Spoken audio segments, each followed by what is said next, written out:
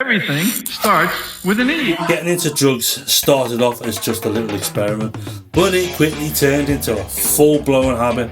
I still can't figure out if it was all the partying and clubbing that got me hooked, or if I just liked being high enough to forget all about the junk from my childhood. Honestly, I didn't care how risky it was. I was just lost in the moment, too busy living my so-called best life to think about the past or what was coming next. So here's the deal. My life was all about Sundays being the start of the week, but that would be our meet-up days, and by Monday we were hitting up clubs like Fallows or Mr. Smith's. Tuesday and Wednesday were our chill days where we'd smoke a lot of weed. Thursday was for the Buzz nightclub, and Fridays meant the States and the Hard Dock or the Drum. And when we weren't out partying or getting high at home, we were at the gym, pumping iron, injecting whatever we could to make ourselves bigger. I mean, it was wild, going full throttle in one direction. I was having a blast, but looking back, I realised this was the point I made a deal with the devil, and he would be coming back for his return. And living in the moment, I didn't have time to dwell on the past or even that thought, and honestly, I didn't want to. I was usually under the influence of something or another. Cocaine. Colombia's Amazon basin has become a production center for the country's biggest illegal export, cocaine. It was not popular back then, and it was time to try it out, especially since it was my birthday. I loved the rush of doing a little bit of beat. That's what we called it. Made my nose tingle, and it left a nasty taste in my mouth. At first, felt like I could take on the world. But that buzz didn't last long. Speed gave you a longer high, and coke was twice the price of a decent E. Mixing them together just dulled the effects of the ecstasy. That night, I was completely off my rocker, mixing Charlie and Gary's, and even shooting up steroids earlier that day. Looking back, that was just nuts. Sure, I had a memorable night, what I could remember. And this is how it played out. I looked like I was demon possessed. Maybe I was.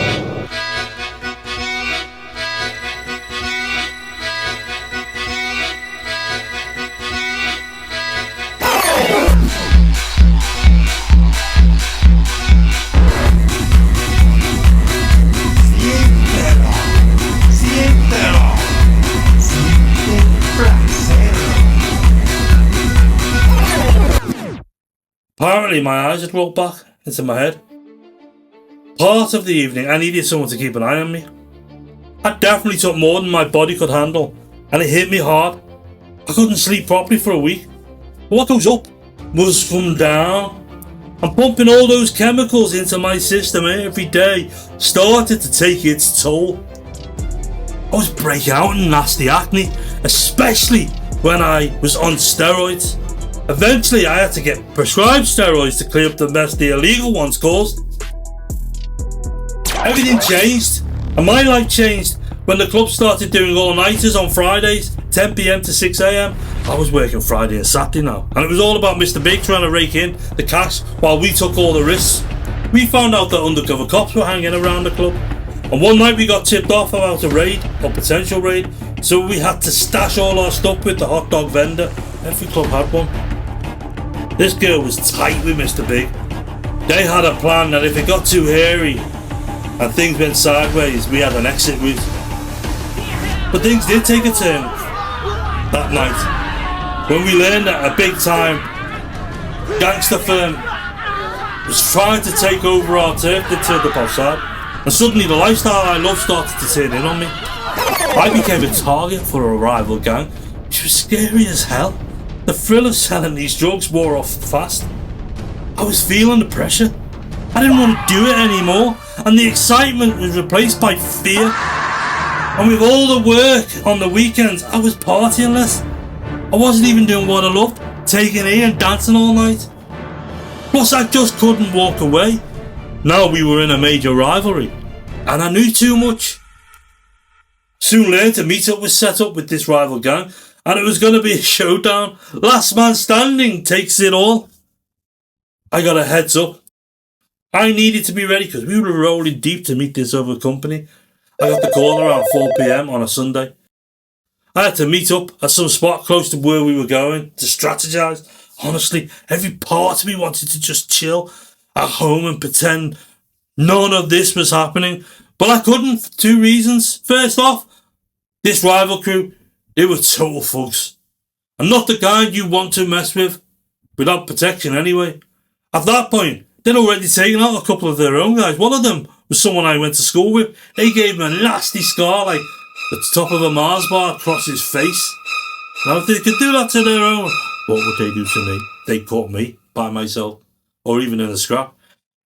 And secondly, I needed my crew's backup against these guys. And if I bailed, I'd be labelled a coward and probably end up getting hit just to keep me quiet by my firm because I knew too much. But I had no choice, so off I went to meet this gang with no way to back out. And on my way to this meeting, I was already thinking about how to make a quick getaway if things went south. But I figured if I'd stick to the edges, I'd have an easy escape route if it got too crazy. We ended up at this pub near our final destination, which was a carvery in a nice part of Liverpool. Families were there enjoying their Sunday roasts. We were just waiting for Mr. Big to show up. The guy sitting next to me, the bumper, was all fidgety, messing with the pockets. I asked, "What's up?" And he said, "These keep digging into me." And I said, "What?" "These shotgun shells." And then I said, "What are they for?" And he casually pointed to the shotgun, flashed open his jacket and showed me his stolen off shotgun. That's when it hit me. We were going in armed. It was my first time seeing a real gun. I was suddenly super freaked out. I wanted to bolt, but before I could even think about it, Mr. Big turns up. Too late for me to escape now. I'm being ushered into this nightclub, waiting for this rival crew to show up. After about an hour, they rolled in, and it was clear things were about to kick off. As soon as we locked eyes, chaos Erupted.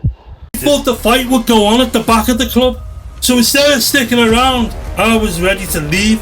So I headed the other way to the front of the club, along with everybody else who realised this was just not a place to be. At a time like this, it felt like a fire drill, and in my panic, I ended up tripping down the external entrance staircase while trying to escape. I figured the action was happening in the back, but nope, it was happening up front. And when I finally got my act together after this stunt roll, I found myself smack in the middle of this showdown. Mr. Big one side and the head of the rival firm on the other side. Their crews are pulling guns out the back of their cars, and I caught sight of shotgun and the bumper loading up our gun. Mr. Big and the rival leaders were now just hurling insults at each other.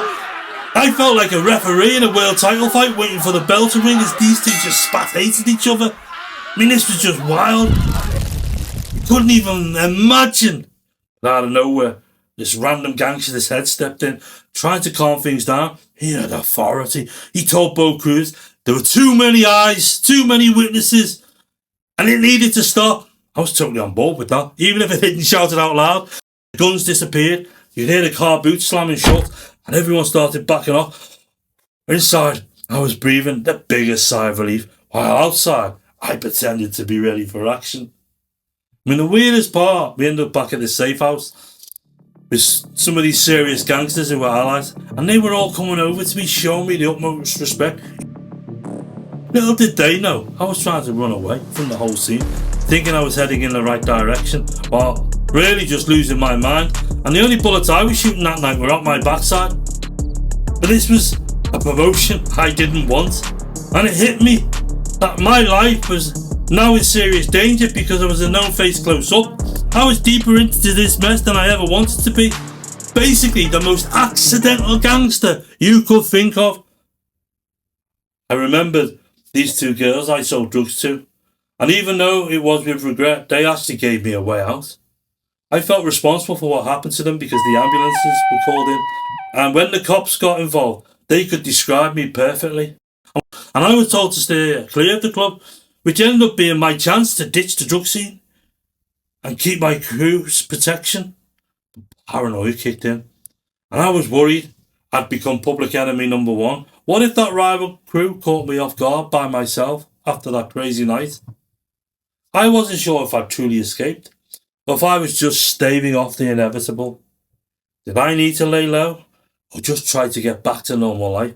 Either way, I didn't feel safe at all, and fear had me by the throat again, just like before all this chaos began. I thought I had escaped, but I guess fate had other plans for me. I was so close to getting away for good. The chaos of that life was about to pull me back right into the middle of that storm, back onto the path of total destruction, of complete ruin.